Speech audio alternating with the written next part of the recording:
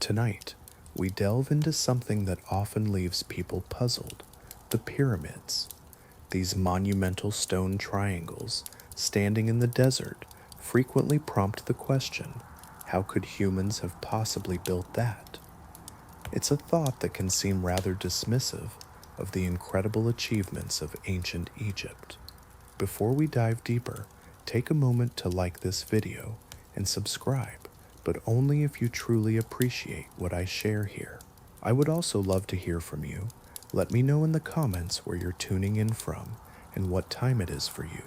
It's always intriguing to see our global community come together. Among the many mysteries humanity has encountered over the ages, vanished civilizations, ancient curses, or even the eternal quest for misplaced keys, nothing captivates the imagination quite like the pyramids. These towering limestone structures have stood proudly for over 4,000 years, quietly observing the world around them. Yet despite their long history, many still glance at them and think no way humans could have done that. It must be aliens. This question lingers on, fueled by the pyramid's sheer presence. Pure phantom, they are undeniably massive, astonishingly precise in their design, and older than your entire family tree, your country, your language, and perhaps even your sense of style. You encounter a phenomenon that feels almost impossible. Imagine a cat following commands, or a grocery cart gliding smoothly on all four wheels. Now stand at the base of the Great Pyramid and gaze upward. Its immense size dwarfs even the tallest skyscrapers, making them seem timid in comparison. Unlike today's architectural marvels, which rely on computer models and construction crews in reflective vests, this ancient wonder was crafted with simple stone tools, human sweat, and a remarkable level of organization and determination. This leads to the lingering question that captivates many. How did the ancient Egyptians construct such a monumental structure without modern technology? This question haunts and intrigues people, popping up in countless documentaries narrated by deep-voiced men who seem to relish the drama. Each year, new theories emerge: ramps, spirals, water flotation, giants, sound levitation, or the ever-popular notion of a forgotten civilization. It seems easier for some to embrace the idea of an ancient, advanced society that vanished without a trace than to acknowledge that the Egyptians were simply skilled and dedicated at what they did. But here's the crux of the matter. The pyramids are not the product of miracles or cosmic enigmas. Instead, they represent extraordinary engineering, meticulously organized and relentless in its execution. Thousands of skilled workers came together, likely motivated by their wages, bread rations, and a hope for a rare day off that rarely arrived. To the builders, these monumental structures were simply ambitious construction projects. Yes, they were massive and challenging, but not magical. When the boss wanted a giant stone triangle, that's precisely what they set out to create. So, the real question isn't whether humans constructed the pyramids, it's how the ancient Egyptians achieved one of the greatest engineering feats in history, one perfectly placed block at a time. Let's address a common historical misconception right away. The pyramids were not built by enslaved individuals, driven by a cruel overseer under the harsh desert sun, a narrative that seems more fitting for a poorly researched Hollywood film. This version of history persists because filmmakers are drawn to dramatic visuals, and somewhere along the line, someone decided it was close enough, leading many to accept it without question. The truth is far more intriguing and honestly much more uplifting. Imagine the grandeur of the pyramids, built not by slaves, but by skilled Egyptian workers who received wages, food rations, housing, and even medical care. These dedicated individuals were part of a vast national construction effort, driven by a mix of commitment and a touch of fear about disappointing the pharaoh. These workers were not random citizens pulled from the streets. They were specialists, quarrymen, engineers, architects, tool makers, bakers, brewers, and even professional stone haulers with the strength to move massive stones. Many hailed from farming families, and during the Nile's flood season, when farming was impossible, they joined rotating labor teams known as gangs. Each gang had charming names, like the Friends of Khufu, a light-hearted title that belies the monumental task of building a pyramid as grand as a small mountain. Archaeological discoveries have revealed worker villages located near the pyramids. These were vibrant neighborhoods filled with bakeries, barracks, breweries, kitchens, and medical facilities. The workers who lost their lives during this monumental project were honored in death, buried in cemeteries that reflected the respect given to their contributions. As you reflect on this, consider the dedication and community that went into creating one of the world's most iconic structures. Would you like to learn more about the lives of these remarkable individuals? Imagine a time when no one builds a cemetery for enslaved laborers. Instead, they create one for those they deeply respect. And let's not overlook the role of beer in this story. Workers received daily rations of bread, onions, and a hearty amount of beer, enough to keep their spirits high and mild dehydration at bay. This was not just any beer. It was akin to an ancient energy drink, thick, nutritious, and potent enough to make you feel capable of moving a 50-ton stone block. Were the working conditions easy? Certainly not. Picture yourself in a desert, wearing linen, hauling limestone under a sun so fierce it could melt your aspirations. Yet these individuals were not disposable laborers. They were skilled craftsmen, valued members of society, and essential to the grandest construction project on Earth. The pyramids were not built by slaves. They were the result of dedicated teams of Egyptians who likely pondered daily why the pharaoh couldn't have opted for a more modest tomb. If you envision ancient Egyptian architects as men in linen skirts casually sketching triangle shapes in the sand until a pyramid takes form, it's time to rethink that image. The people who designed the pyramids were not merely guessing or improvising. They approached their work with precision and expertise, crafting wonders that would stand the test of time. Imagine a world where mathematical wizards shape monumental structures. These planners, scribes, surveyors, architects, and overseers form the elite team of ancient Egypt. Forget about Hogwarts. This is Pappy Warts. Here, students delve into geometry, measurements, astronomy, and the intricate logistics required to keep thousands of workers focused and on task. The Egyptians relied not on advanced calculators or laser tools, but on ropes, shadows, and a deep understanding of geometry, more than you might recall from high school. Their ropes featured knots tied at precise intervals, enabling them to measure distances, angles, and lay out grids with remarkable accuracy. Meanwhile, your own rope at home might be a tangled mess, perhaps serving as an improvised clothesline. Consider the alignment of the Great Pyramid. Achieving such precision is nothing short of astonishing. The Egyptians aligned it to the cardinal directions with a level of accuracy that still impresses modern surveyors. They accomplished this feat using stargazing and unwavering confidence. By tracking the movement of circumpolar stars, they determined true north through celestial observations, confidently declaring, "Yes, this is fine," as if they hadn't just executed divine mathematics with simple tools. Additionally, these planners tackled the monumental task of constructing colossal structures that could withstand the test of time.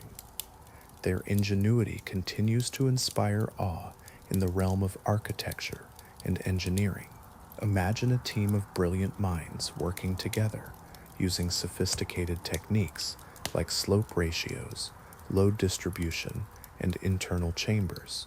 They understood the critical importance of their task, knowing that if their structures failed, the pharaoh would not be pleased. So, they meticulously planned every detail. They mapped out worker housing, organized water distribution, managed food supplies, and coordinated tool logistics. Picture the challenge of designing a city, a supply chain, a monumental structure, and a grand triangle, all while racing against time. The pressure was immense, as they had to complete their work before the pharaoh's reign ended, lest they face his wrath. The placement of the pyramids was no accident. They chose stable bedrock near the Nile for easy transportation and located quarries nearby to minimize the effort of moving heavy limestone. Every choice they made was intentional and calculated, shattering the common misconception that they simply stacked rocks in the desert. These structures were the result of brilliant planning, discipline, and a touch of mathematical flair that has allowed them to endure for millennia. The pyramids are not just enigmas of construction, they stand as testaments to the ingenuity of ancient Egypt's scholars. To truly grasp how these magnificent pyramids came to be, one must delve into the dreams and aspirations that shaped a civilization.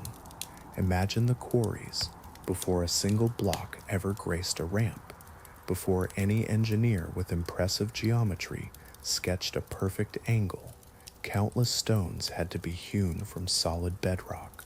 This was not the glamorous side of pyramid construction. Welcome to the Bronze Age, where your tools consist of a hammer and a heavy dose of heat. Most of the limestone for the Great Pyramid came from a quarry conveniently located right next to the site. This proximity was seen as a stroke of luck, which reveals much about ancient construction standards. Yet, even with this short distance, the true challenge lay in carving enormous blocks from rock using tools that we might wish were more advanced. There were no iron saws, no power tools, and certainly no divine laser cutters from the stars, just copper chisels, stone hammers, and the unwavering determination of thousands of workers. Many of them likely tried not to dwell too much on the rest of their long workday. On paper, Egyptian quarrying seemed straightforward: chisel lines, pound wedges, crack stone, and remove blocks. But what if your supervisor suddenly demanded 50 more by noon?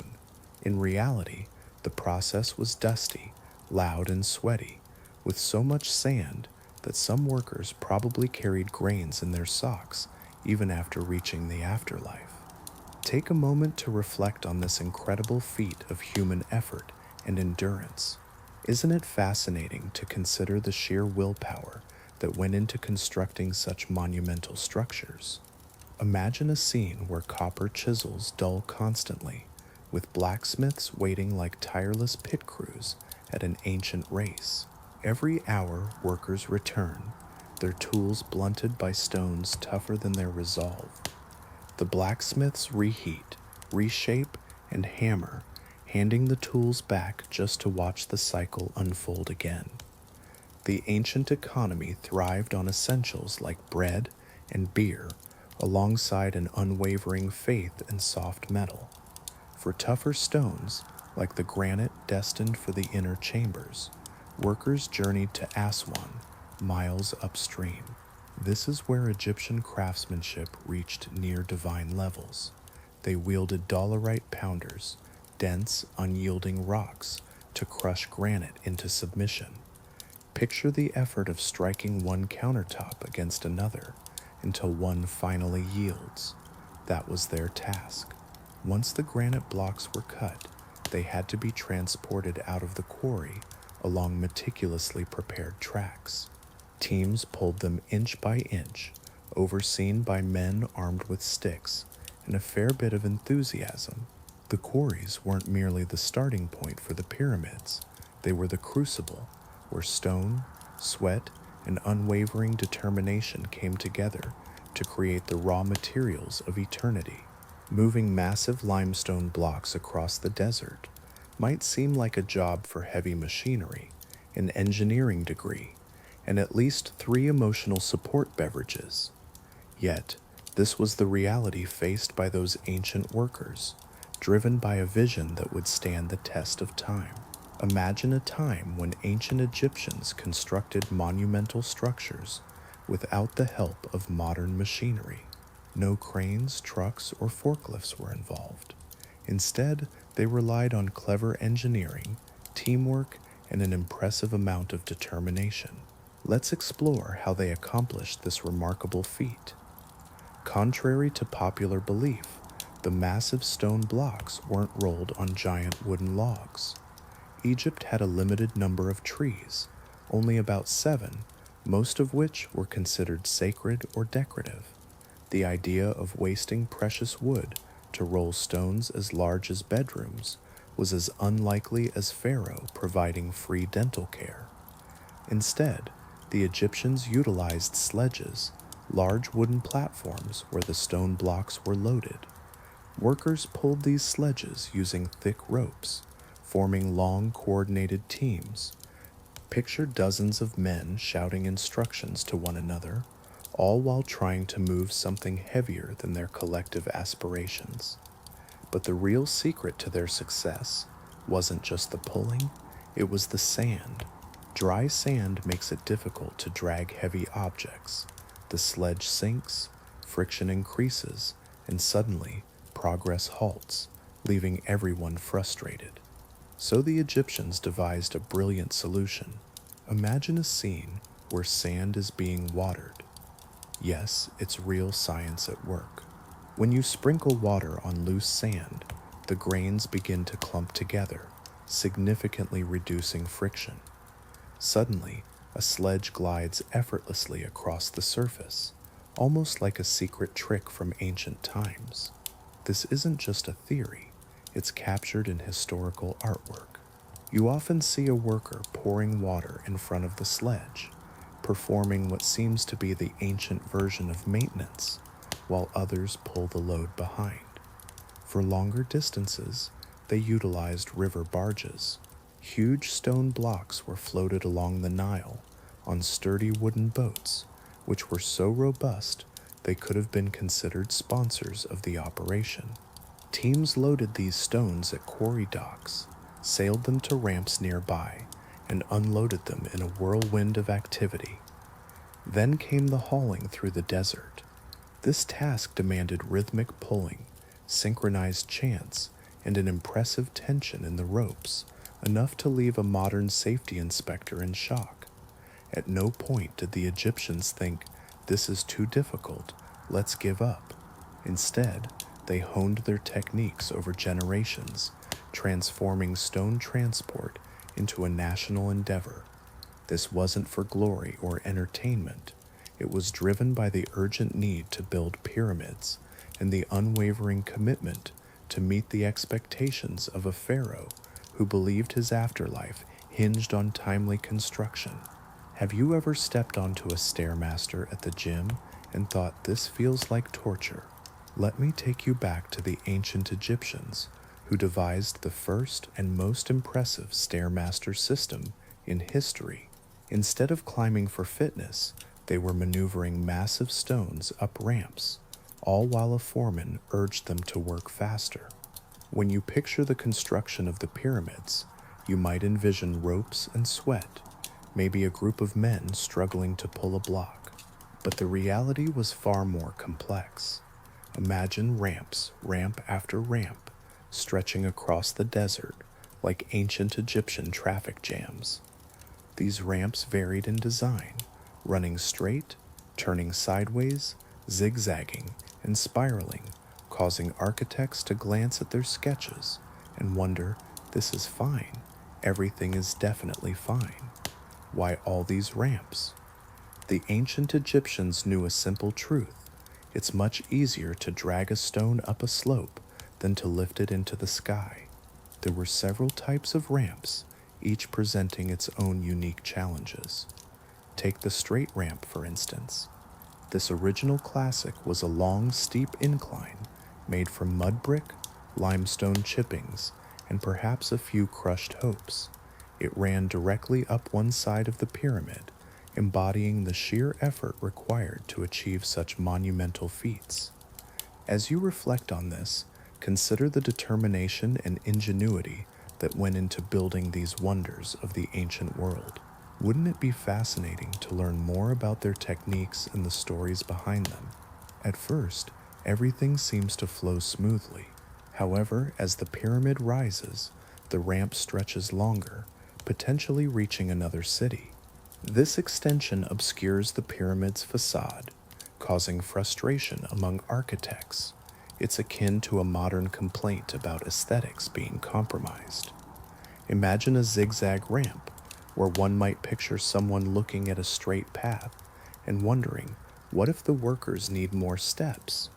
This ramp winds back and forth, turning the task of hauling stones into an intense cardio session that could easily be paired with electrolytes. Then there's the spiral ramp, designed for those architects who wanted to challenge the workers in a more imaginative way. This ramp coils around the pyramid like a towering sandstone unicorn horn. While it offers great elevation, it severely limits visibility. Workers often collide, much like bewildered mountain goats navigating a rocky terrain. The brilliance lies in the adjustments made to the ramps as the pyramid grew. With each ascent, they extended the ramp, adapting it to the increasing height. The workers weren't just constructing the pyramid, they were also creating the very means that enabled them to do so. It's a fascinating layer of construction within construction, a sort of chaotic inception. These ramps proved to be effective, efficient, powerful, and straightforward. They accomplished all this without the need for fancy treadmills, lifting belts, or even a gym membership. Isn't it intriguing how innovation can emerge from necessity? Imagine the workforce behind the pyramids, not as a chaotic mob under the whip of an overseer, but rather as a well-organized group, bustling with energy. Contrary to what Hollywood might suggest, these workers were not slaves. They were paid laborers, skilled craftsmen, and seasonal workers, many of whom took on extra tasks during the Nile's flooding season. Picture them as ancient Egypt's version of construction crews, unionized farmers, and part-time dads looking for something to do. These workers lived in designated towns, equipped with bakeries, breweries, clinics, and barracks. Yes, clinics. After all, constructing a massive stone structure comes with its fair share of accidents. Someone is bound to smash a finger every now and then. The workforce was divided into teams known as gangs, each with their own unique identity, proudly adopting names like the Friends of Khufu or the Drunk but Determined Crew. These names evoke the spirit of modern intramural sports teams. Within each gang, there was a clear hierarchy, complete with supervisors, team leads, and scribes diligently tracking the contributions of each worker. Imagine someone spending 8 hours a day meticulously documenting their efforts. So, as you reflect on this vibrant community, consider how their collaborative spirit and skilled labor transformed the landscape of ancient Egypt. Wouldn't it be fascinating to learn more about their daily lives and the incredible feats they accomplished together? Amenhotep makes his way 3 blocks while Kenru moves just 2, only to complain about his aching back. In the bustling environment around them, cooks prepare tens of thousands of loaves of bread daily, brewers create vast quantities of beer, and butchers work with cattle so frequently that their area resembles a Bronze Age supermarket, albeit without refrigeration. It's interesting to note that beer is part of the workers' daily rations, serving as both hydration and a morale booster. The ancient Egyptians essentially pioneered the idea of having drinks available on the job. Workers were categorized into various tiers. There were skilled stonecutters, the elite specialists, haulers, the strong individuals who dragged blocks with ropes, riggers who coordinated lifts and pulls, and water carriers whose essential role was to keep everyone hydrated and smooth the sand for sledges. Finally, there were the supervisors, whose primary task involved pointing dramatically and instructing, lift it, no, higher. Despite the immense scale of operations, the system functioned remarkably well. Workers rotated through shifts, and teams competed for efficiency. Injuries were treated, and medical records documented healed bones and ongoing care. This was not merely a disposable workforce. Instead, it represented a national treasure of manpower, logistics, and perhaps a few questionable motivational speeches from ancient times. Was it exhausting? Absolutely. Was it chaotic? Absolutely. Yet, it was a kind of organized chaos, the type that creates monumental structures, so grand that even thousands of years later, people speculate they must have been built by aliens. The workers didn't simply construct pyramids, they crafted one of history's most remarkable examples of teamwork. You can't transport multi-ton limestone blocks across the desert on an empty stomach. The ancient Egyptians understood this crucial fact, perhaps all too well.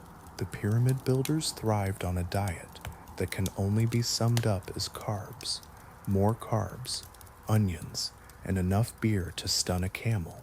Let's begin with bread, the foundation of the ancient Egyptian diet, which ironically fueled the very pyramids they built. Workers received rations of thick, heavy loaves that resembled ancient protein bars. If protein bars were made from wheat, grit, and packed with enough calories to keep someone moving stones from sunrise to sunset.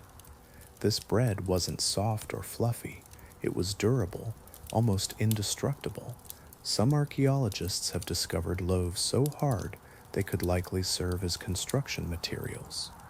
Next, we have onions, mountains of them. Entire fields were dedicated to providing workers with this pungent bulb. Why onions? They were inexpensive, widely cultivated, and in the Egyptian perspective, they offered spiritual protection.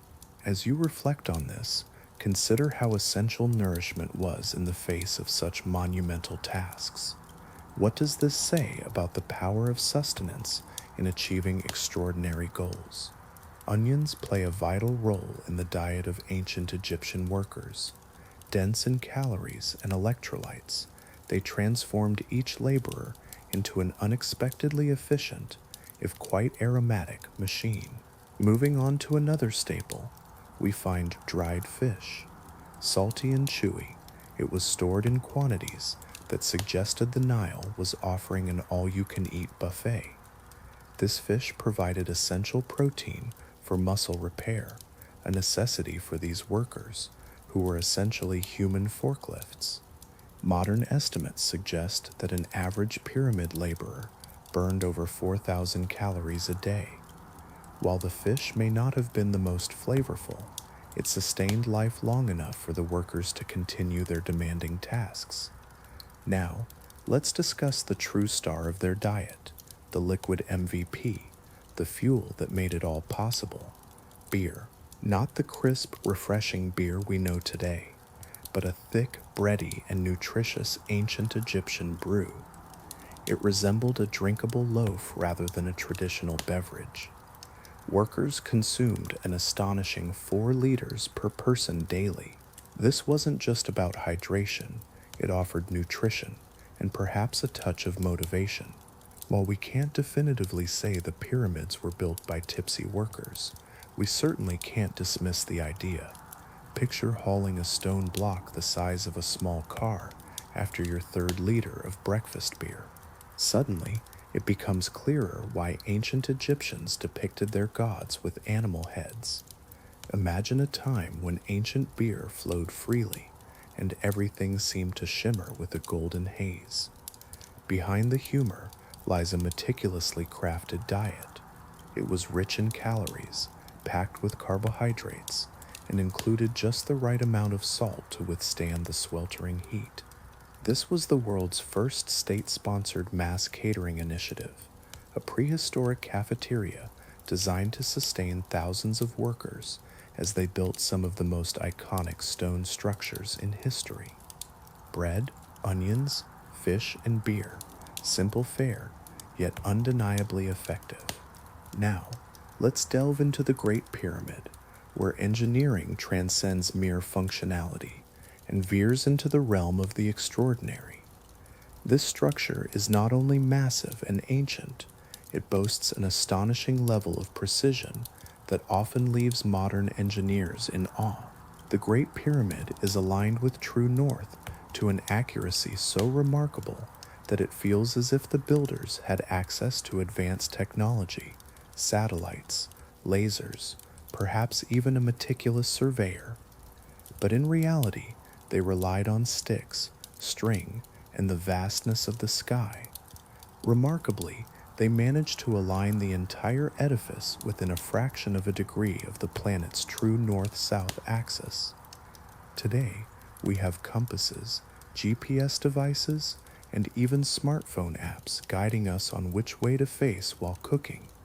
Yet the ancient builders achieved this with nothing but their ingenuity and observational skills.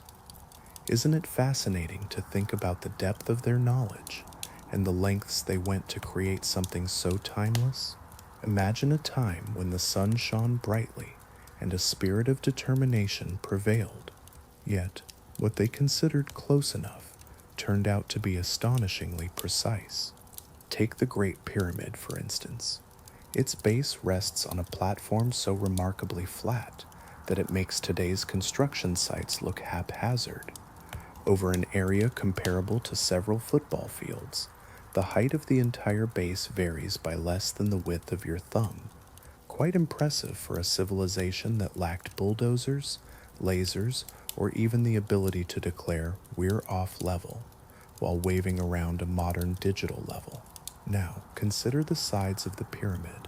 Each one is almost exactly the same length, showcasing variations in millimeters.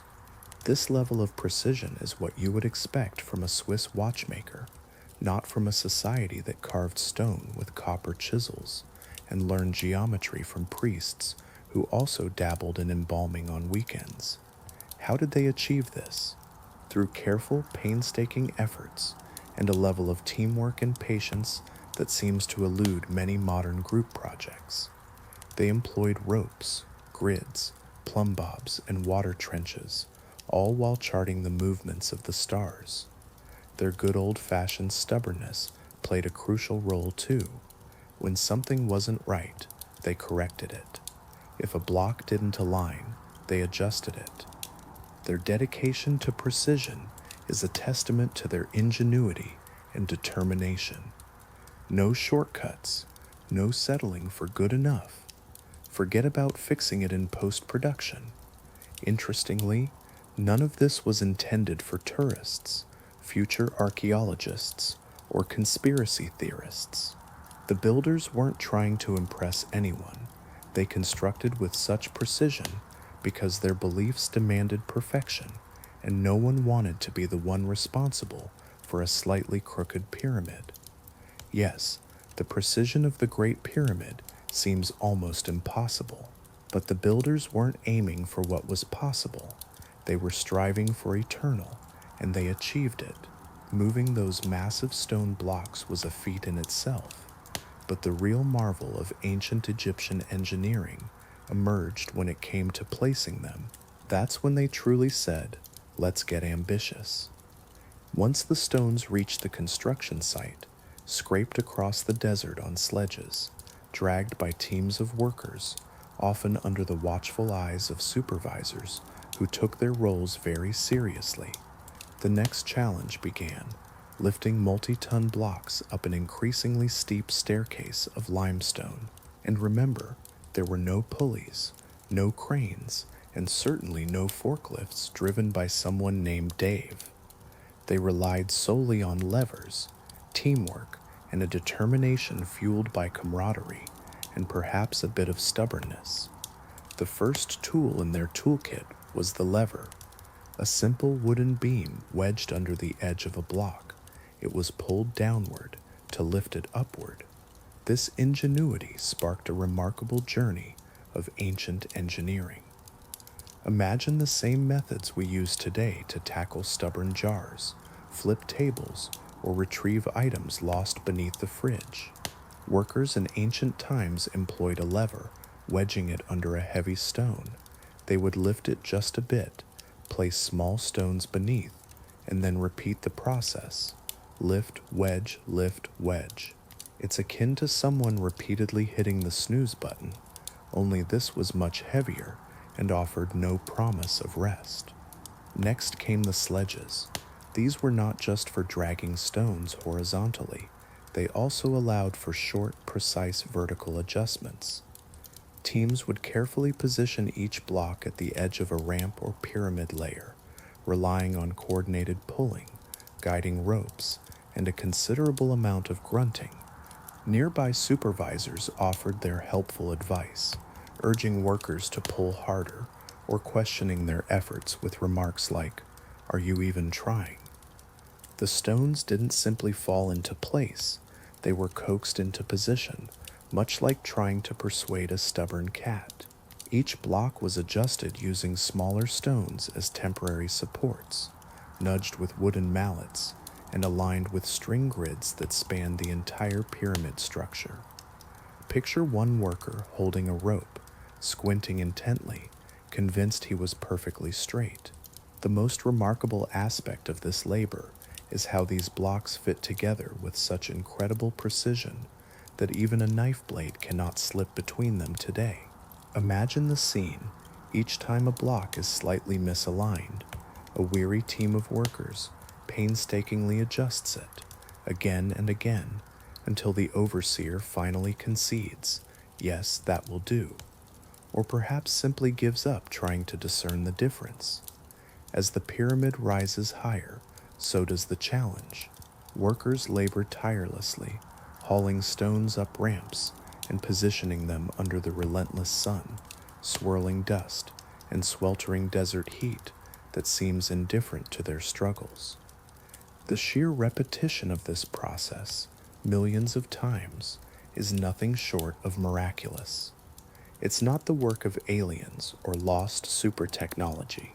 It's pure human strength, geometry, and the ancient Egyptians' unwavering resolve to reach greater heights. While the exterior of the pyramids may be awe-inspiring, the interior holds secrets that ancient architects seem to have playfully whispered to the future. Good luck figuring this out. Contrary to popular belief, these monumental structures are not just giant stone triangles with empty interiors. Instead, they are filled with an intricate network of corridors, chambers, shafts, and hidden passageways, architectural choices that boldly proclaim both genius and a touch of drama. Let's delve into the King's Chamber, a remarkable space constructed entirely from massive granite blocks quarried from Aswan, a staggering distance of over 500 meters away. Imagine standing before a colossal pyramid, each granite beam weighing between 50 and 80 tons, about the size of a small whale or a hefty argument. How did the ancient Egyptians manage to transport these immense stones across the land and elevate them into the heart of the pyramid? They did it without cranes, forklifts, or even a group chat labeled Granite Squad. Instead, they relied on ramps, platforms, and a spirit of unwavering optimism. They likely constructed angled ramps that spiraled or zigzagged upward within the structure. These ramps allowed workers to drag the heavy beams horizontally rather than attempting to lift them straight up. After all, Lifting an 80-ton block vertically is the kind of task that would make even seasoned engineers reconsider their career choices. Once the granite blocks reached the chamber area, the real ingenuity began. Using levers, rollers, sledges, and a fair amount of teamwork, they maneuvered each stone into position with astonishing precision. No hydraulics, no steel, just the laws of physics, sheer determination, and the ancient Egyptian equivalent of peer pressure. But perhaps the most impressive feat is the system of relieving chambers located above the king's chamber. These stacked rooms, separated by massive stone beams, helped redistribute the weight of the pyramid, preventing the chamber from collapsing under the immense pressure of the millions of tons of stone above it. Isn't it fascinating how ancient minds solved such complex engineering challenges?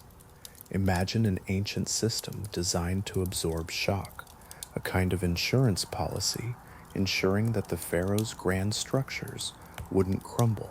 The ingenuity of the Egyptians lies not just in constructing chambers, but in layering them with architectural defenses. Each chamber was crafted to absorb stress, redirect pressure, and prevent the ceiling from doing what it should never do, falling. These ancient builders understood structural load distribution long before the term compressive stress was ever introduced in lectures. They didn't merely erect monuments, they created intricate puzzles that continue to challenge modern experts. And remarkably, they made it all seem effortless. Now, if you picture pyramid builders living in tents, struggling in the sand, while a figure with eyeliner barks orders, it's time to discard that notion. Life around the Giza construction site was far from desolate. It resembled a bustling industrial town, ancient, dusty, perhaps a bit chaotic, yet surprisingly well organized. Workers did not dwell in isolation. Instead, they resided in a purpose-built village, complete with straight streets, bakeries, breweries, kitchens, barracks, storage houses, and even entire neighborhoods. Can you feel the energy of that vibrant community? Imagine a bustling community from the Bronze Age, where sunlight is abundant and vacation days are scarce. The bakeries in this ancient town produce bread on a scale that's hard to fathom. Picture mountains of dough being transformed in massive communal ovens, so charred from use that they seem as if they've been singed by the sun god Ra himself. Now, this isn't the delicate artisan bread you might find on social media today. Instead, it's a dense brick-like loaf packed with calories and designed to fuel hardworking individuals who are hauling heavy stones uphill. And let's talk about the beer. In today's world, health authorities would raise eyebrows at the idea of consuming 4 liters of beer daily. Yet, in ancient Egypt, this was seen as a hydration strategy, albeit one with a twist. The beer was thick, nutritious, and mildly alcoholic, just the right blend for a civilization known for its monumental achievements and impressive tolerance. The village also boasted butcheries where cattle, sheep, and goats were processed to sustain this massive workforce. Ancient Egyptians certainly weren't going hungry. They enjoyed a varied diet that included meat, onions, fish, and enough carbohydrates to energize an entire football team. And let's not overlook the medical care available to these workers. Yes, they had access to genuine medical attention, a remarkable aspect of their society. What might you think about life in such a vibrant and industrious community? Imagine a time when ancient people faced challenges much like we do today. Archaeologists have uncovered skeletons with perfectly healed bone fractures, suggesting that someone in their community acted as a primitive orthopedic surgeon. Rather than being cast aside, individuals with broken limbs received care, rest, and eventually returned to their work. This kind of support might be more than what some modern employers offer. The village wasn't just a hub of efficiency, it thrived on social connections. Workers shared meals, slept in communal quarters, and engaged in lively banter. They laughed, argued, exchanged gossip, and likely grumbled about their supervisors, just as people have done throughout history. Even the walls bore witness to their camaraderie, adorned with graffiti that proclaimed team names like the Friends of Khufu. This sounds less like a labor crew and more like an ancient bowling league. Daily life in this community was far from glamorous, but it wasn't devoid of joy either. It was organized, structured, and undeniably human, fueling one of the greatest construction projects the world has ever known. If you imagine these ancient Egyptians wielding advanced tools, perhaps laser cutters, or mysterious devices from another world, let me clarify, their tools were astonishingly simple. So simple, in fact, that if you handed them to a modern construction worker, you might just see a puzzled stare, followed by a visit to HR. As you reflect on this, consider how much we share with those who came before us, despite the passage of time. Imagine this: the Egyptians, renowned for their monumental creations, relied not on advanced technology, but on their sheer ingenuity. Their toolkit was surprisingly simple. They utilized copper chisels, wooden mallets, stone pounders, wooden sledges, and duorite balls, those sturdy, fist-sized rocks, tougher than a battle-hardened camel. These duorite pounders were not for delicate carving. They were for bashing limestone blocks into shape, applying relentless force until the stone eventually yielded. Now think about the life of a pyramid worker. Every time they chiseled away, the copper chisels dulled quickly. With each 10-minute session, they would have to trek back to the blacksmith, saying, "It's dull again." The blacksmith, having sharpened that same chisel countless times, would let out a weary sigh. The wooden mallets, simple yet effective, struck the chisels with purpose, serving not only to shape stone, but also as a kind of stress relief. Each swing of the mallet was a release, a way to channel frustration into the monumental task at hand, and with every chisel strike, there was an unspoken hope: this pharaoh better appreciate all this effort. As you reflect on this, consider the determination and creativity behind each swing, each strike, and how those ancient builders transformed their dreams into reality.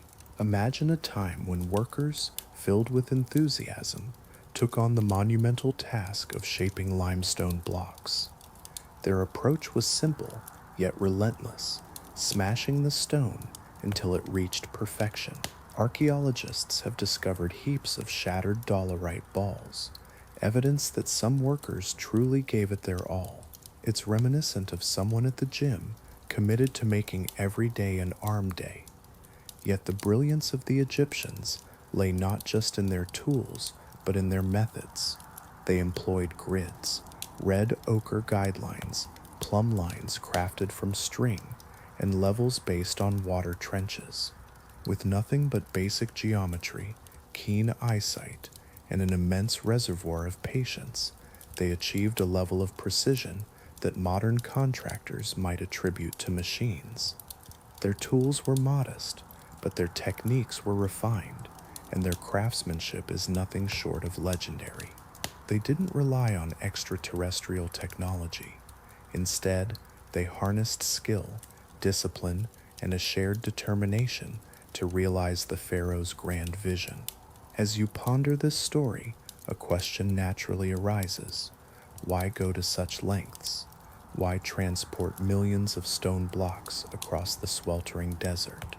What drives a nation to dedicate decades of effort to construct a triangular mountain that lacks even a gift shop? Ancient Egypt had its reasons, and they are as fascinating as the monuments themselves. As you explore the significance of the pyramids, you may find that they can be seen through various lenses: spiritual, political, or even as a testament to ancient rivalries. Let's begin with the spiritual aspect. The ancient Egyptians had a profound understanding of the afterlife, viewing it not as a mere concept, but as a grand, intricate production. The pharaoh, at the center of this spectacle, was more than just a ruler. He was the star of a cosmic drama. The pyramid served not merely as a tomb, but as a resurrection machine, a monumental structure designed to elevate the king's soul toward the heavens. Its shape mirrored the rays of the sun, guiding the pharaoh's spirit to join the divine. You might think of it as a form of spiritual infrastructure, meticulously crafted to ensure a safe passage to the afterlife. Now, let's consider the political dimension. It's essential to remember that pharaohs were not elected leaders. They wielded absolute power and were driven by a deep-seated fear of being forgotten. A pyramid was more than just an architectural feat. It was a bold statement. It proclaimed, "My reign is everlasting. My authority is unparalleled. Do not conspire against me. I have literally built a mountain." The construction of a pyramid communicated to rivals, citizens, and neighboring states that the pharaoh exercised complete control over labor, resources, and logistics. It was the ancient equivalent of a political billboard, only instead of towering 20 feet, it soared 480 feet high, visible even from space. As you reflect on these layers of meaning, consider how they intertwine to shape our understanding of ancient Egyptian civilization. Would you like to delve deeper into this fascinating history, or take a moment to ponder these insights? Let's explore the concept of legacy and the art of showmanship. Imagine being a pharaoh, ruling over a superpower with a divine status.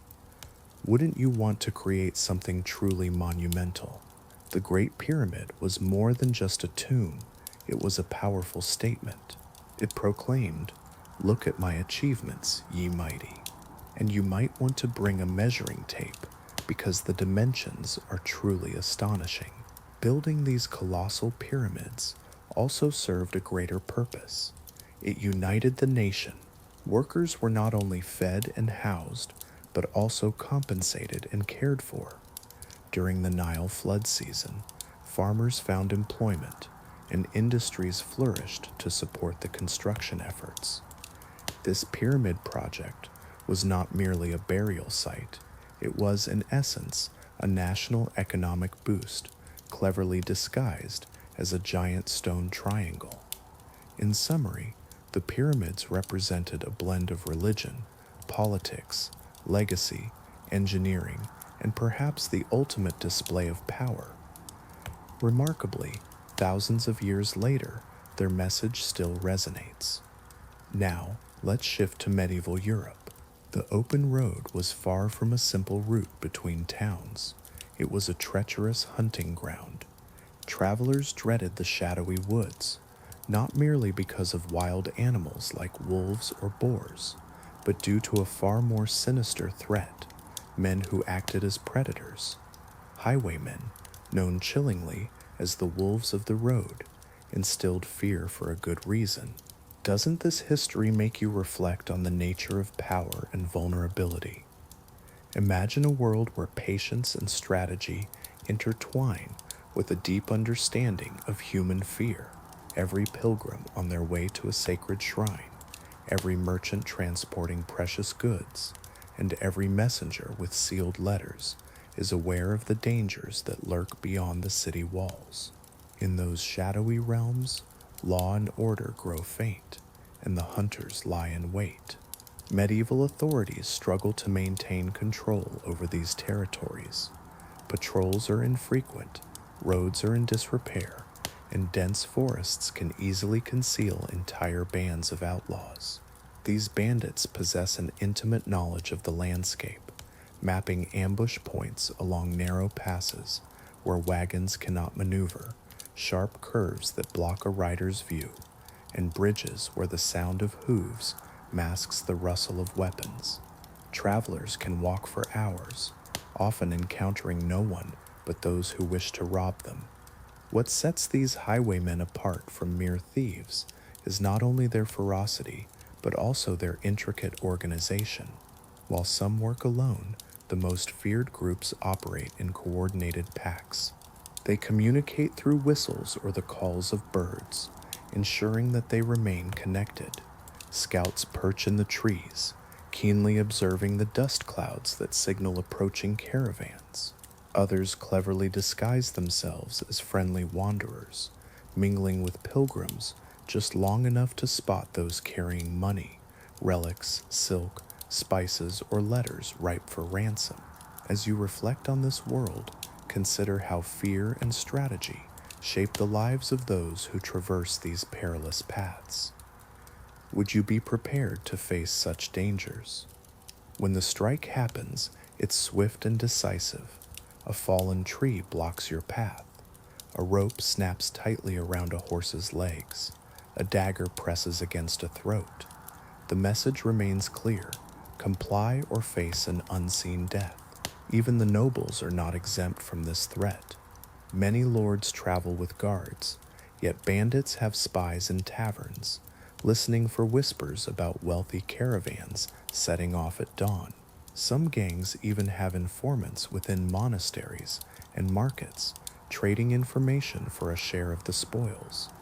If a noble carries coins or fine fabrics, the highwaymen will know before the noble even mounts his horse. In this world, fear governs the roads. The wolves of the road thrive because they grasp one vital truth. In medieval Europe, the journey itself is often more perilous than the destination. If travelers dread anything more than the highwaymen, it's the very terrain that aids them. Europe's geography becomes an accomplice to banditry. Dense forests, mountain passes, marshlands, and abandoned Roman roads create natural choke points where a traveler's fate can be sealed in mere seconds. The bandits know every inch of this landscape. They are not just robbers, they are masters of terrain warfare. Forests often feel like the most daunting places. In regions like the Black Forest, Sherwood, or the Carpathian foothills, visibility shrinks into a suffocating tunnel of branches and shadows. In tourists, you might hear the unsettling sounds of twigs snapping behind you, or leaves crunching softly underfoot, creating an eerie sense that you are being watched. And often you are. Bandits hide in the trees like vigilant sentinels, observing the flow of travelers, gauging the weight of their wagons and the bulge of their purses. From their vantage point, they can overhear discussions about destinations and decide if the risk of an ambush is worth it. Mountain passes offer no refuge. In the Alps, the Pyrenees, and the Balkans, thieves exploit the elevation to their advantage. A single rock slide, sometimes triggered intentionally, can trap an entire caravan between steep cliffs. With no escape, the harsh reality sets in. The highwaymen loom above, armed with arrows or heavy stones, ready to strike. Even a small group of 4 or 5 men can immobilize a larger party of 20 through their advantageous position. Then there are the forgotten Roman roads, once symbols of imperial power, now transformed into crumbling corridors fraught with danger. Over time, nature has reclaimed these paths, with weeds, vines, and roots splitting the stones, turning them into treacherous obstacles. As you reflect on these landscapes, consider how the interplay of light and shadow can evoke feelings of both wonder and unease. The beauty of nature often conceals its darker realities. The ancient roads still lead travelers along familiar paths, but these routes hold hidden dangers. Bandits thrive here, using the landscape to their advantage. A fallen milestone provides perfect cover, while an overgrown archway serves as an ideal hiding spot. The wilderness has reclaimed the remnants of an empire, yet the outlaws flourish amidst the ruins of this lost world. The threat isn't always immediate. Sometimes it creeps in slowly, tightening its grip. You might notice an unsettling silence. No birds singing, no distant chatter. Then, something seems off. An abandoned wagon sits in the middle of the road, or a leather purse rests on a stump, luring you in. Some travelers sense the danger and turn back, while others hesitate, and that moment of doubt is all the bandits need. In these landscapes, nature doesn't just conceal the highwaymen, it empowers them. The very environment transforms into a weapon, turning vast regions of medieval Europe into ambush territory. Here, the line between a safe journey and a fatal mistake is alarmingly thin, while solitary bandits may occasionally lurk along these roads. The real threat lies in organized gangs. These groups aren't bound by loyalty or honor. They are united by survival, greed, and necessity.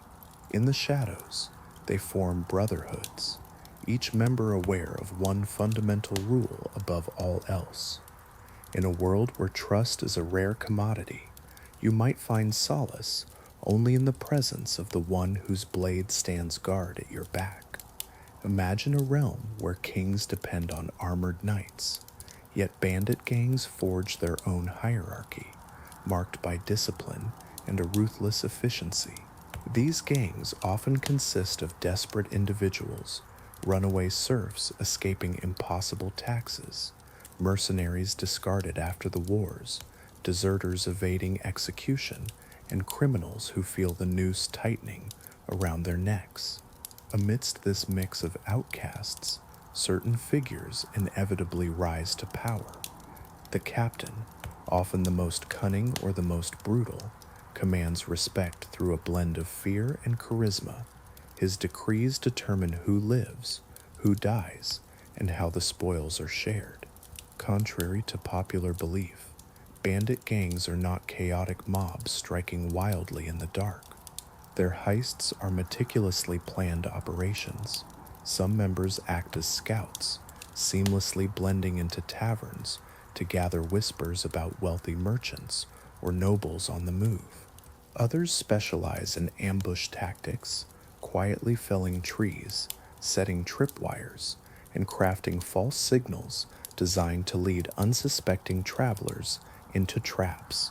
A few members even take on the role of negotiators during robberies, delivering threats with a chilling calmness, while others stand ready, weapons poised at the throats of their victims. Each gang operates under its own unique code, reflecting the intricate dynamics of their world. Take a moment to consider the complexities of this existence. It's a realm where survival often hinges on the delicate balance of loyalty and treachery. Some groups adhere to strict codes of conduct. They avoid unnecessary killing, harm to women, and deceit among their ranks. And in contrast, others embrace a ruthless approach, viewing murder as just another part of their day. Yet they all share a common tactic, striking swiftly and vanishing even faster. Once a robbery concludes, the gangs disperse into the forest like wisps of smoke. Soldiers who pursue them often find only footprints leading into the vast wilderness. Many of these gangs set up hidden camps deep within the woods, sometimes fortified with traps, pits, and makeshift barriers. These encampments are temporary and can be abandoned quickly when the heat is on. Some are so skillfully concealed that hunters pass by, completely unaware that they are mere steps away from a dozen armed men. Additionally, bandit brotherhoods often form temporary alliances when a particularly lucrative caravan comes into play. Rival gangs may unite to target royal messengers, silk caravans, or treasure chests destined for abbeys. Once the spoils are divided, often unequally, these alliances can dissolve, sometimes leading to violence. To the medieval authorities, these gangs appear less like typical criminals and more like guerrilla forces. They are unpredictable, elusive, and chillingly effective.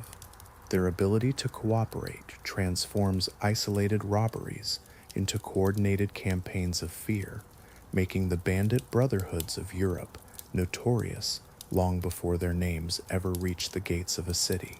Imagine a medieval highwayman, not just a brute relying on muscle, but a master of fear, an invisible weapon that struck terror into the hearts of victims long before any blade was drawn. Their weapons, while often simple and crude, could be devastating in close quarters. Most bandits favored short swords, hand axes, cudgels, and long knives, tools that were easy to conceal, swift to wield, and inexpensive to replace. Bows were also common, especially among those who had once hunted or fought in wars, allowing gangs to halt travelers from afar. Just a single arrow landing near a horse's feet could bring a caravan to an immediate stop. Yet the true danger lay not in the weapons themselves, but in how they were wielded. Highwaymen perfected the art of coordinated strikes, designed to overwhelm their victims before they had a chance to resist. One common tactic involved creating a roadblock, using a fallen tree or cart to force travelers to stop, while hidden attackers emerged from both sides.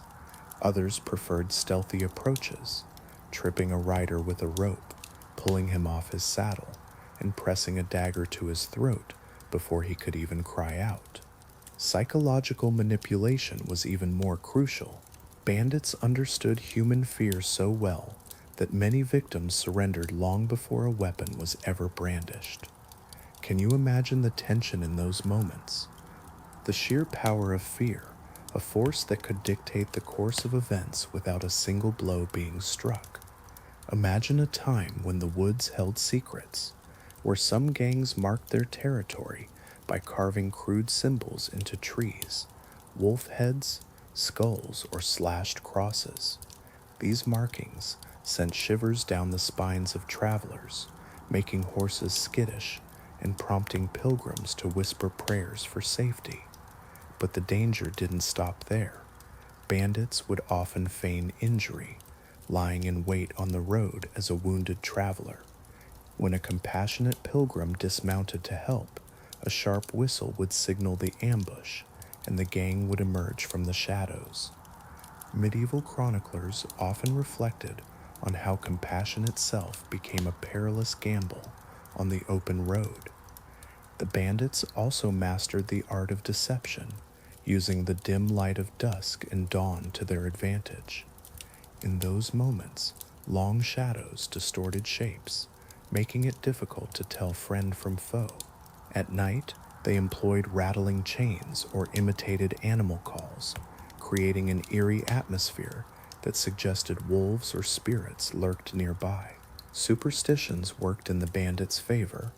A traveler convinced that the forest was haunted was much easier to manipulate. Even after a robbery, their psychological tactics continued. They sometimes released a few victims, ensuring that terrified survivors would return to their towns with tales of horror, often exaggerated by fear. These stories served to enhance the bandits' reputation, making them even more formidable. As you reflect on this, consider how fear and compassion intertwine in the face of danger. What stories linger in your mind? Fear was sown along the roads long before the bandits ever appeared. For these highwaymen, understanding fear was as crucial as wielding their weapons. While their blades could inflict wounds, it was their tactics that truly dominated. On the treacherous medieval paths, danger did not choose favorites, yet it certainly had its preferred targets.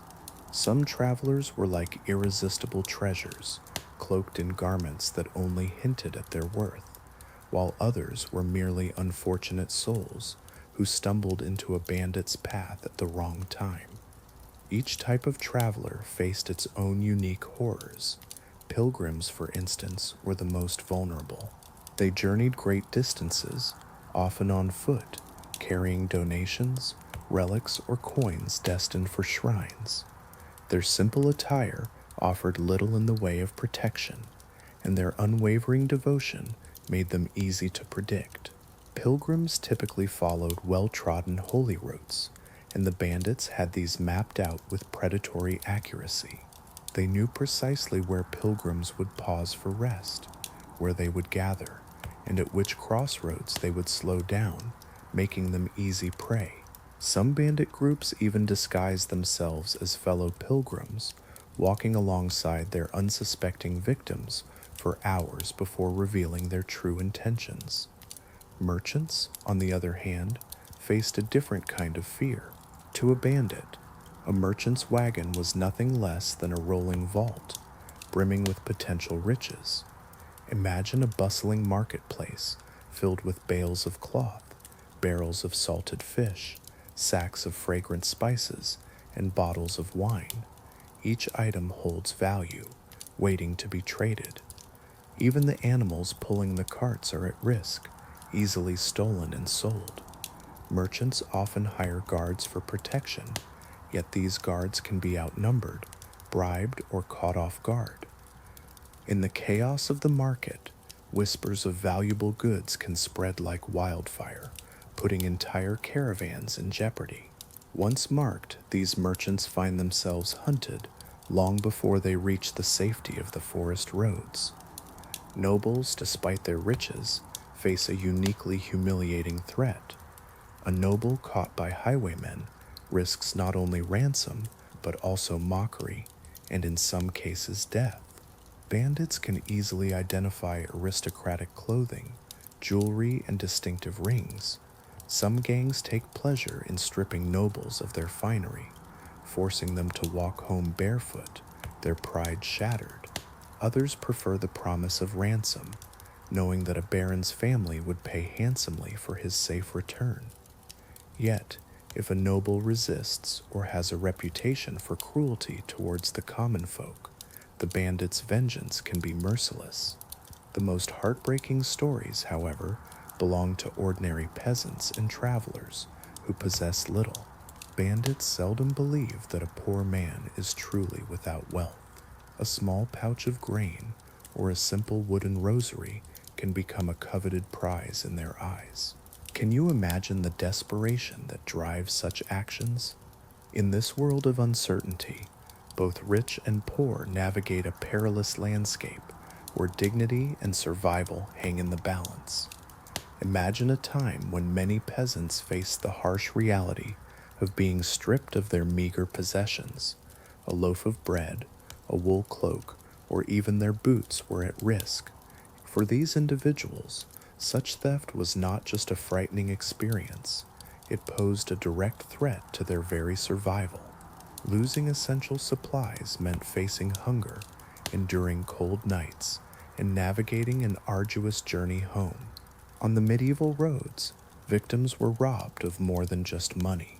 They lost their sense of security, their dignity, and sometimes even the faith that had initially driven them to travel.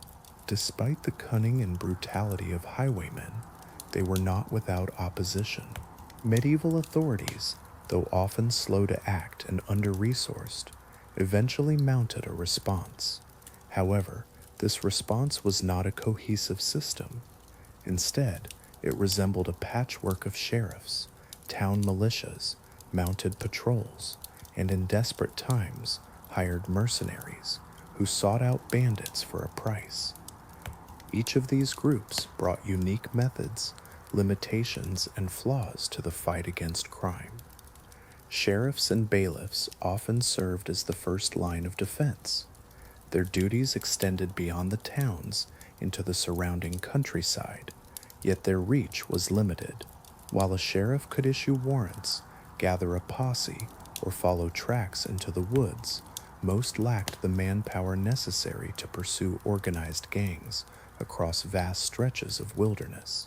Many sheriffs were older men, more accustomed to tax collection than to the rigors of combat. As you reflect on this turbulent era, consider how these challenges shaped the lives of ordinary people. The struggle for safety and dignity in a world filled with uncertainty is a powerful reminder of the resilience of the human spirit. If you wish to continue exploring this period, feel free to dive deeper into the stories of those who lived through it. You can sense the tension in the air. Travelers are demanding safer roads, and merchants are threatening to steer clear of certain regions. The nobles are not holding back either. Their complaints about ransoms echo loudly. In response, the sheriff sets out, fully aware that the bandits he's after may outnumber his men 3 to 1. As the danger escalates, town and village militias step up to support him. These aren't professional soldiers. They are blacksmiths, farmers, carpenters, and apprentices, armed with whatever they can find: spears, wood axes, or even improvised weapons. When caravans go missing, or a gang begins to terrorize a popular route, the local lord calls upon the community to help clear the roads. The outcomes vary greatly. Sometimes the militia manages to catch the thieves off guard, overwhelming them with sheer numbers. Other times, the bandits slip away into the forest long before the militia arrives. The villagers return home, exhausted and frustrated, often facing ridicule for failing to catch what seems like phantoms. Then there are the mercenary hunters, the most formidable adversaries the bandits can encounter. Kings, wealthy merchants, and powerful abbeys hire these skilled men during times of rampant banditry. Many of them are seasoned veterans from recent wars, comfortable in their chainmail and proficient with both bow and blade. Unlike the sheriff, these mercenaries are not held back by legal constraints, making them a truly dangerous force. As you reflect on this, consider the weight of their choices and the lives intertwined in this struggle. What do you think drives these men and women to take up arms? Imagine a world where the rules are clear, yet the game remains perilous. The orders are straightforward: track the gang, corner them, and make an example of their actions. Some mercenaries return to towns riding high, displaying severed bandit heads as trophies to collect their payments. Their fearsome presence sends shivers down the spines of highwaymen, pushing many gangs to scatter, relocate, or turn on each other in a frenzy of paranoia. Yet, despite these attempts to restore order, the authorities grapple with a significant disadvantage. The bandits dictate the terms of engagement, choosing the time and place to fight. They thrive in the shadows of forests, the depths of valleys, and the remnants of abandoned ruins, places that favor ambushes over uniformed patrols. Corruption further complicates the situation. Some sheriffs accept bribes, while certain nobles covertly employ bandits. Even mercenaries, once defenders, sometimes find themselves becoming bandits after their contracts end. The struggle for the roads is a never-ending cycle. Each time the authorities push back, the bandits retreat, regroup, and return, proving that in medieval Europe, the concepts of order and law are fleeting visitors. When authorities finally capture a highwayman, justice does not arrive quietly. Instead, it bursts forth in a loud public spectacle. The punishment is theatrical, designed not just for retribution, but to send a chilling message to every traveler, every potential bandit, and every frightened village. This is the fate that awaits the wolves of the road. Imagine a place where the execution ground transforms into a haunting stage, and the condemned man serves as a grim warning. Hangings, the most common fate for many, take place at crossroads, city gates, or atop small hills that loom over main roads. These locations are not chosen by chance. They are deliberately selected so that travelers cannot help but see the bodies swinging in the wind. Chroniclers have described lines of corpses left to decay, their bones clattering together like macabre wind chimes in the breeze. This scene is a harsh form of psychological warfare, aimed at deterring potential criminals. Yet for some hardened bandits, the sight of a hanging corpse merely underscores the risks of their profession rather than serving as a warning. The gibbet adds an even more chilling element to this spectacle. A gibbet is an iron cage where the lifeless, or sometimes barely living, body of a bandit is displayed, left to rot. Crows circle overhead, feasting on the remains, while curious onlookers whisper the stories of the thief. A gibbet can remain for years, rusting beside the road, serving as a reminder of crimes long past. Children grow up gazing at the cage, warned that the road wolves met their end within its confines. For especially violent gangs, authorities impose even harsher punishments. Dismemberment, branding, or breaking on the wheel are reserved for those who have committed more than mere theft. These methods communicate a clear message. Some crimes come with consequences far beyond the ordinary. Imagine a world where the consequences of crime are etched into the very skin of the wrongdoers. When a bandit crosses the line, their punishment is not just a matter of life and death, it becomes a statement. Branding a surviving bandit on the cheek or forehead ensures they are marked for life, making it impossible for them to find refuge in any village or tavern. However, this harsh reality often drives these branded souls back into the forests, where they join new gangs, perpetuating the very cycle that the authorities strive to break. Yet, the pursuit of justice is not always straightforward. Consider the plight of a traveler found with a dagger and a purse of coins. Without a voice to advocate for him, he could easily be mistaken for a robber. Corruption seeps into the very fabric of justice, as some lords execute innocent peasants merely to showcase their authority. A wealthy bandit may bribe his way to freedom, while a desperate beggar could face the gallows for stealing a loaf of bread. Despite the brutal measures taken, medieval justice struggles to eliminate road crime. For every body hanging at a crossroads, 2 more outlaws seem to rise in their place. Public punishment instills fear, yet it also creates legends. These common criminals transform into grim folk heroes, their stories whispered long after their bones have turned to dust. Not every highwayman disappears into an unmarked grave or suffers in a gibbet. Some evade the noose of justice, not just through cunning, but by evolving into something more, legends that endure through time. As you reflect on this cycle of crime and punishment, consider the stories that linger in the shadows. What legends have emerged from the darkness? The tales that captivate our imagination remind us that even in the harshest of realities, transformation is always possible.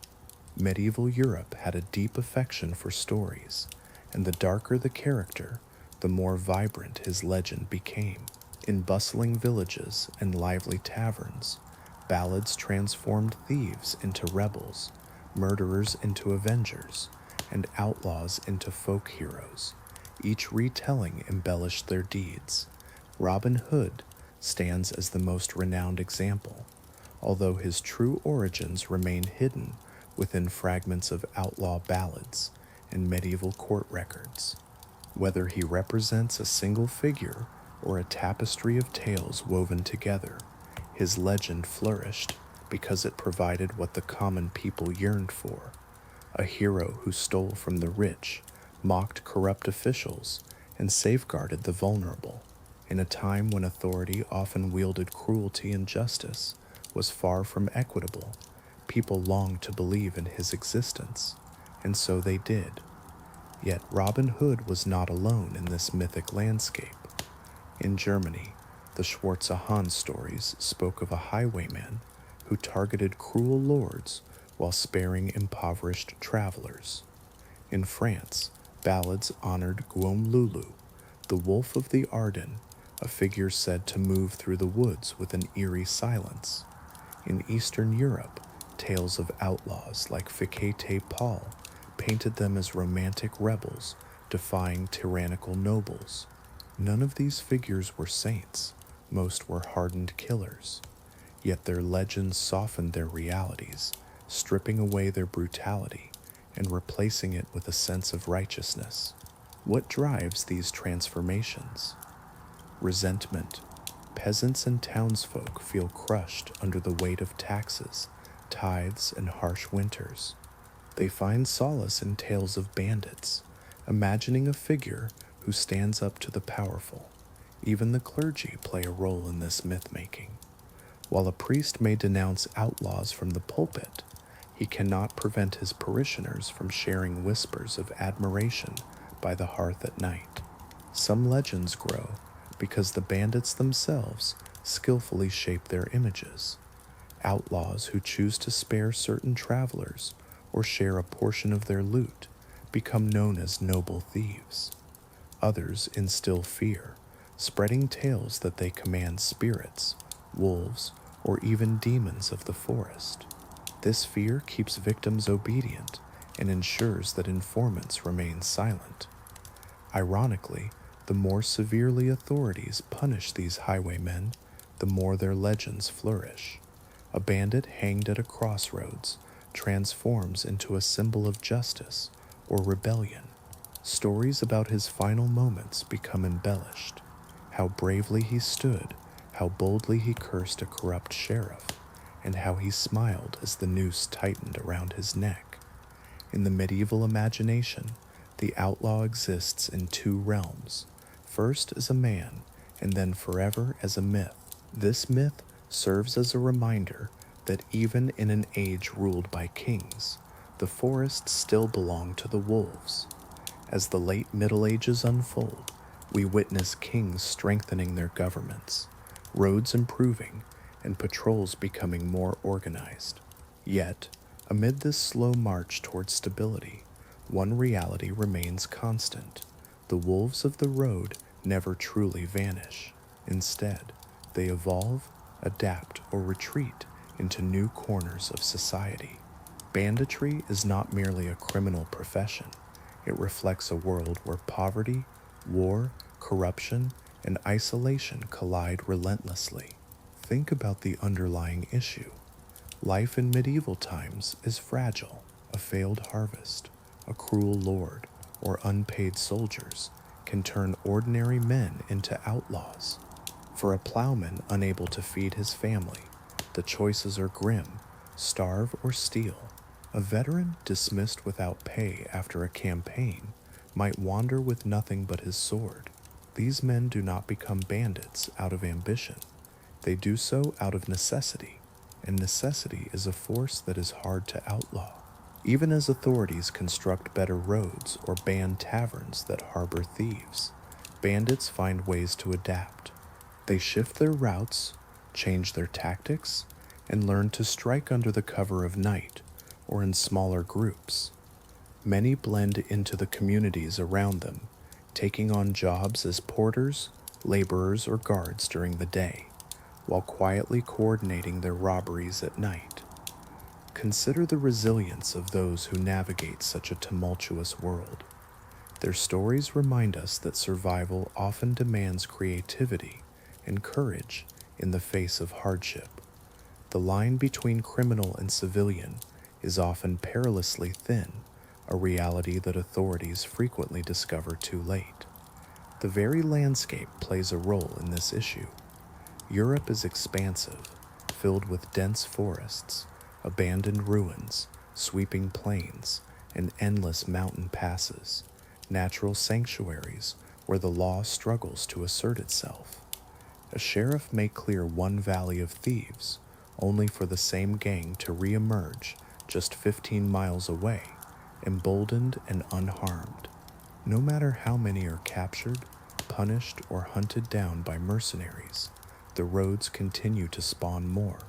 There's also an undeniable economic incentive.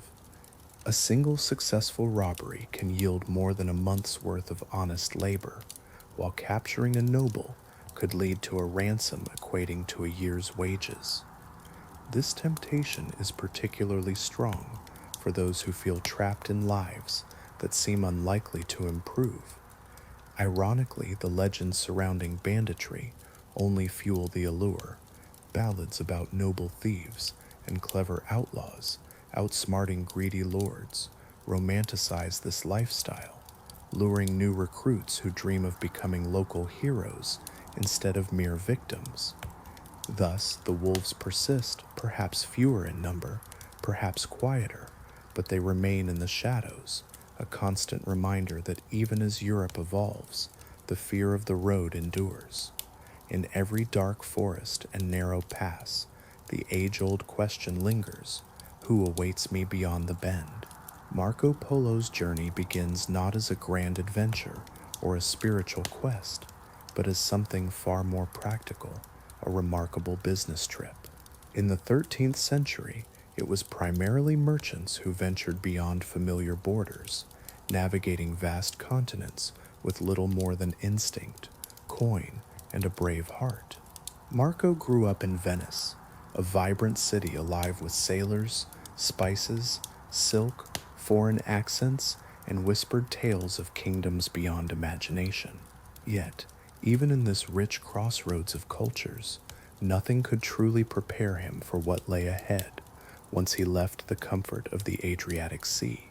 His travels would not just document landscapes and treasures, they would unveil how different societies perceive desire, hospitality, and the essence of human relationships. From the moment Marco, along with his father Niccolo and uncle Maffo, crossed into the eastern Mediterranean, he entered a world where customs shifted like the light in the desert. In Venice, marriage was a contract rooted in family alliances and wealth, meticulously negotiated and bound by church law. However, as he journeyed eastward, he encountered traditions that would challenge everything he thought he understood. Isn't it fascinating how travel can redefine our beliefs? What might you discover about yourself and the world when you step outside your own borders? In Persian culture, hospitality is not just a courtesy, it is a sacred duty steeped in ancient traditions. Every guest is to be nourished, protected, and treated with respect, even if they are complete strangers. This spirit of hospitality often extends into personal relationships, with hosts providing comfort and companionship in ways that might surprise those from Western backgrounds. As Marco Polo journeyed through Armenia and Persia, he observed social structures where marriage displayed both rigidity and flexibility. He noted arranged unions that were influenced by clan loyalty, alongside more unconventional practices like temporary marriages, something entirely unfamiliar to Latin Europe. He described households where having multiple wives or concubines was seen as a mark of status rather than a scandal. For a Venetian raised with strict Christian values, this world was both captivating and unsettling, offering a narrative that begged to be shared. As Marco ventured further into Central Asia, traversing arid plains and vibrant caravanserais, he encountered Mongol and Turk traditions that blurred the boundaries between family and duty, affection and alliance. In nomadic societies, women often enjoyed greater autonomy than their European counterparts. They managed herds, engaged in trade negotiations, and participated actively in social life. These roles transformed relationships in ways that would seem unimaginable to someone from Venice. As you step into Marco Polo's journey across Persia, you find yourself witnessing a profound awakening.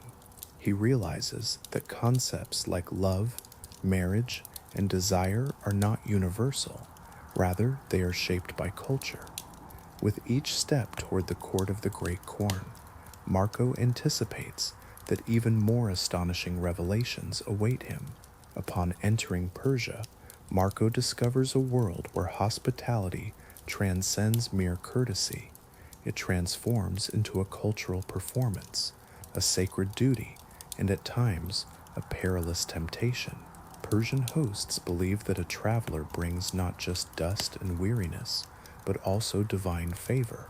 To welcome a guest is to honor God, while mistreating one invites shame. As a foreign merchant from a distant coastal city, Marco experiences a level of elegance that Venice reserves only for its nobility. The essence of Persian hospitality envelops him from the moment he approaches a home or caravanserai. He paints a vivid picture of ornate carpets unfurled for guests, bowls of cool water for washing hands, and platters brimming with pomegranates, dates, lamb, and fragrant rice. Yet, this generosity extends far beyond food. Guests are shielded from enemies, entrusted with family secrets, and sometimes offered a level of intimacy that leaves Westerners in awe. As you reflect on Marco's experiences, consider how these cultural expressions reveal deeper truths about human connection and the bonds we share across different worlds. In some cultures, a host might offer a daughter, a servant, or a companion to ensure that travelers never have to spend the night alone. To turn down such hospitality could be perceived as a grave insult. Marco, however, never openly admits to his involvement in these customs. He remains diplomatic, fully aware that his writings will reach European audiences. Yet, he subtly alludes to the immense kindness he encounters, describing hosts who fulfill their roles with grace, and women who show great honor to their guests. Readers in Venice could interpret these hints in various ways, while those familiar with Eastern traditions would understand them clearly. Marriage customs in Persia add another layer of intricacy. Families arrange unions with great care, negotiating dowries, property, and clan alliances. Interestingly, temporary marriages coexist with permanent ones. These short-term unions, which can last from days to months, are considered lawful and respectable in certain areas. To Venetian eyes, this practice might seem shocking, but to Persians, it represents practicality born from centuries of tradition. Concubinage is also prevalent. Wealthy men often keep concubines, not just for pleasure, but to enhance their households, secure heirs, and strengthen alliances. Women in these roles frequently wield considerable influence within the home, a fact that captivates Marco. As you reflect on these customs, consider how different perspectives shape our understanding of relationships and honor.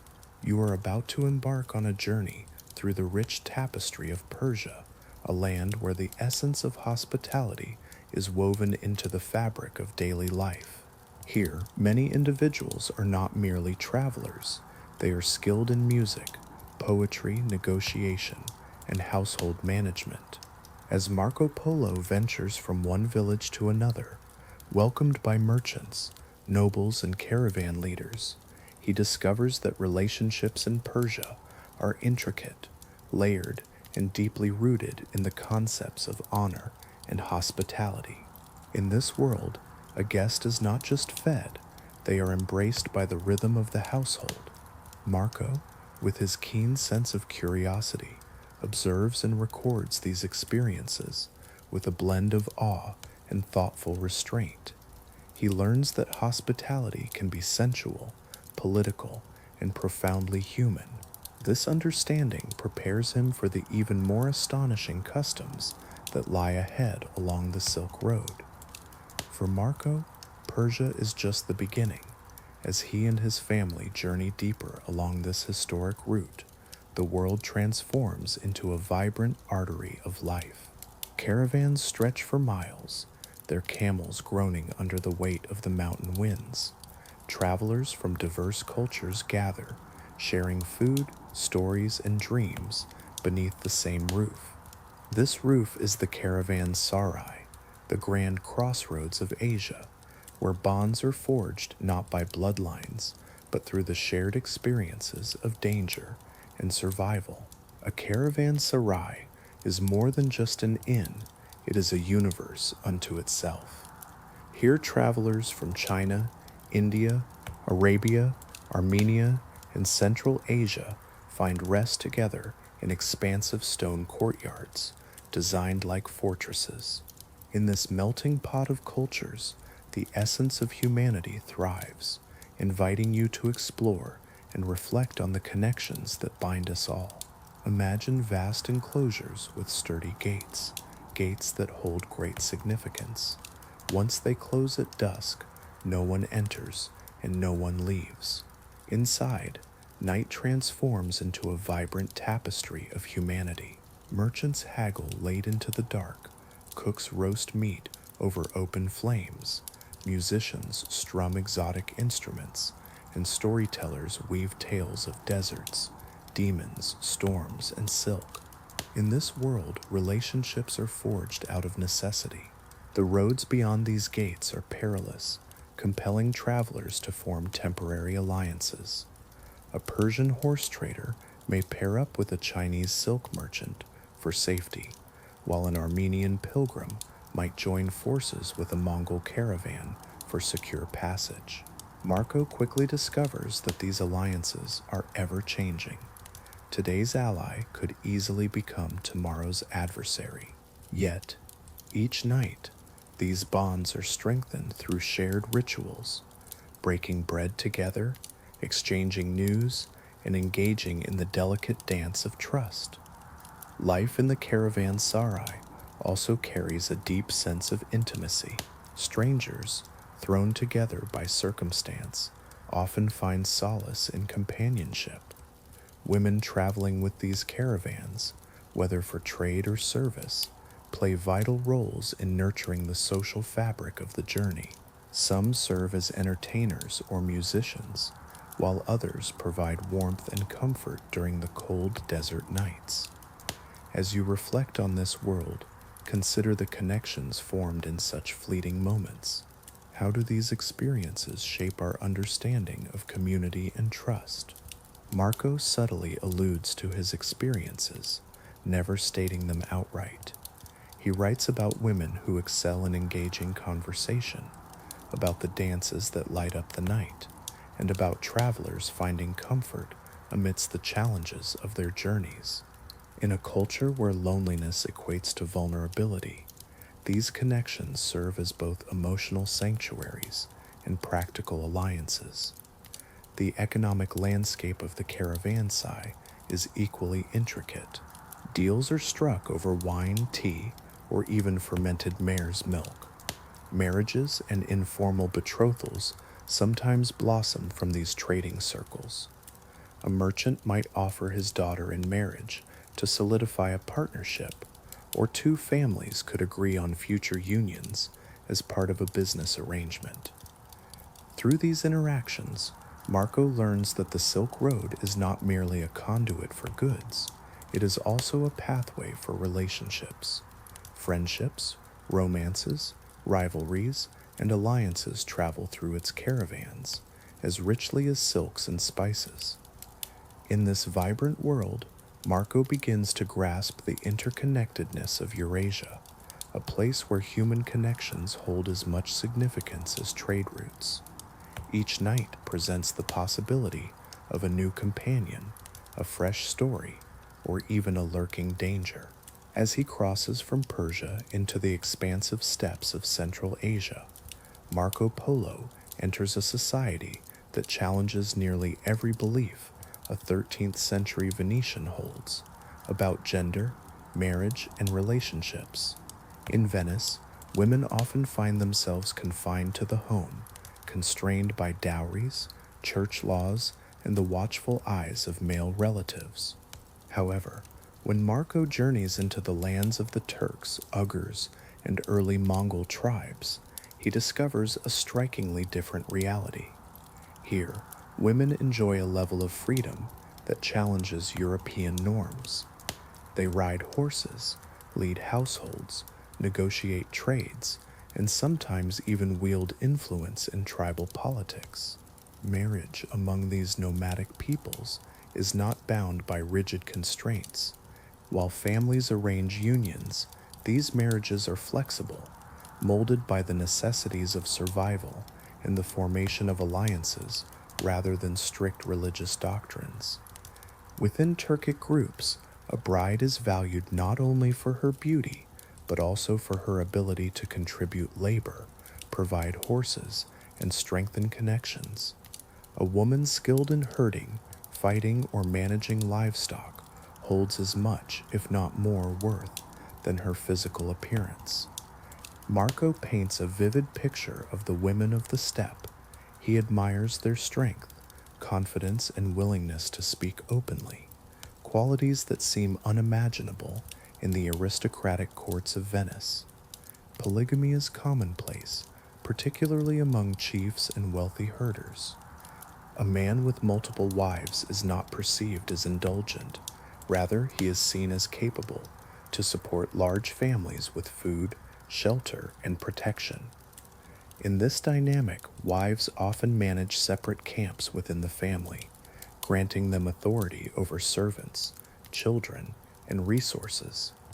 As you reflect on these contrasting worlds, consider how perspectives on freedom, responsibility, and community shape our understanding of gender roles. Isn't it fascinating to explore how different cultures define strength and autonomy? Let's continue this journey of discovery together. You notice something profound in the way these women hold real power, not just a symbolic presence. They determine how food is shared, how herds are managed, and how guests are treated. Guests hold a special place in this culture. In the steppe, hospitality is sacred. Every traveler, even a stranger, is welcomed with open arms, offered shelter, nourishment, and protection. A guest becomes part of the family for as long as they remain beneath that roof. In some tribes, guests are invited to partake in communal rituals. They sing, share stories, sip on fermented mare's milk, and gather around the fire in the evenings. These moments blur social boundaries, forging connections that are both emotional and practical. You might wonder if companionship offered to guests is merely an act of kindness rather than scandal or seduction. It serves as a way to honor the visitor and strengthen social ties. While Venice views the body through the lens of religious constraints, the steppe embraces it as part of life's natural rhythms. Here, marriage is not a confinement, but a collaboration. Women are not concealed, they are visible and vibrant. Hospitality carries a sensual undertone, hinting at the greater sophistication of the Mongol imperial courts that await. As you reflect on this, consider how relationships here feel honest, direct, and vital for survival. What does this reveal about the nature of connection in such a world? As you step into the world that Marco Polo encountered in Mongol territory, you realize that relationships here are more than just personal choices. They are crucial instruments of governance. The Mongol Empire stands as the largest land empire in history, and its rulers grasp the significance of marriage, lineage, and intimate alliances, wielding power that rivals any army. Every union, every concubine, and every household arrangement plays a strategic role in this intricate system. At the center of it all is the Great Khan, whose palace teems with attendants, wives, and women of notable status. Marco Polo describes these grand courts with a sense of wonder. Imagine sprawling tent cities, adorned with luxurious silk hangings and carpets woven with golden threads, filled with musicians, dancers, and servants. In this vibrant world, the women of the Khan's household are far from passive ornaments. Many are chosen from noble families of conquered nations, offered as tribute, forming essential diplomatic ties, or secured through alliances that ensure the loyalty of rival clans. Concubinage, in this context, is not viewed as immoral, but rather as a sophisticated method of maintaining unity across diverse ethnic groups. A concubine can elevate her status through intelligence, diplomacy, or by bearing sons. Some even command entire wings of the palace, managing servants, overseeing finances, and handling political petitions. This complex tapestry of relationships reveals a society where power dynamics and personal connections intertwine in fascinating ways. As you reflect on this, consider the layers of strategy and emotion involved. Would you have navigated such a world with the same grace? As you delve into the world of Marco Polo, you might find it intriguing to learn about the women he encountered during his travels. These women, trained in the arts of etiquette, music, and conversation, moved through the palace with a calm authority that seemed to surprise him. Imagine how different this was from Venice, where such influence would have stirred scandal. Yet, in the Mongol realm, this was simply the norm. Marriage customs among the Mongols were well defined. Brides were often selected to strengthen ties between tribes, with negotiations involving exchanges of animals, silk, and weapons.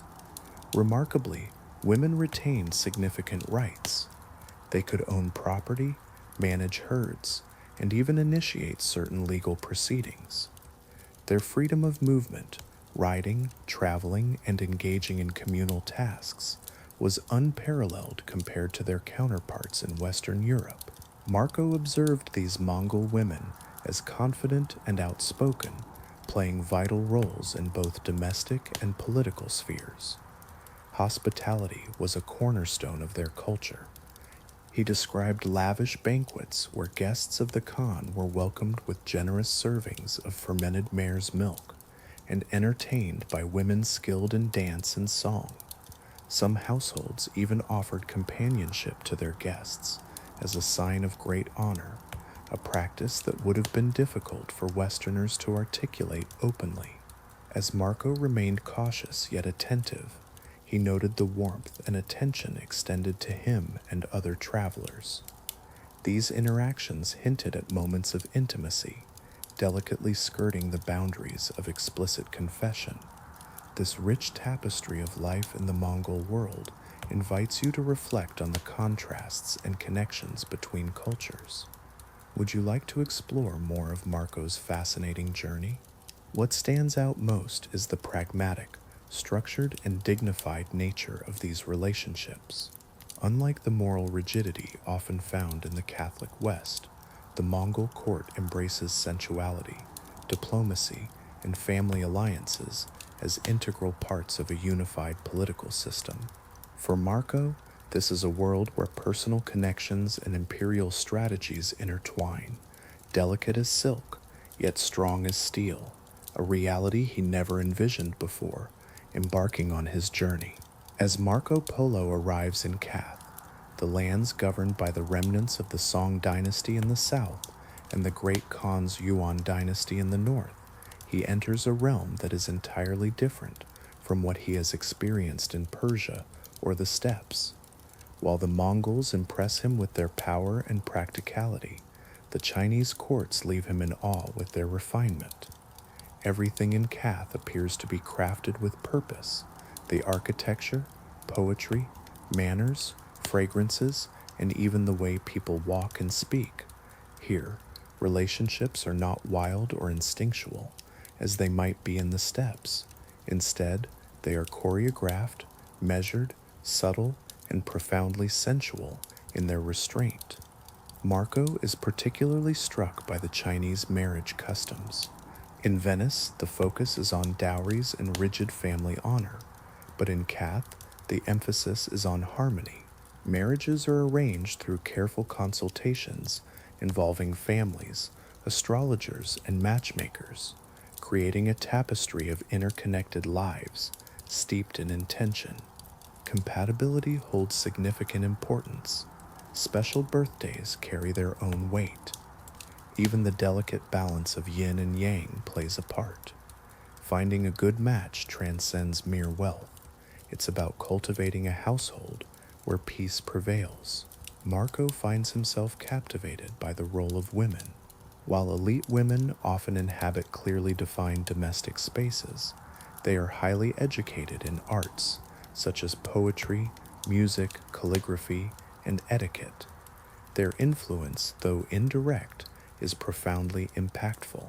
A skilled woman, with her ability to host and counsel, elevates the prestige of her entire household.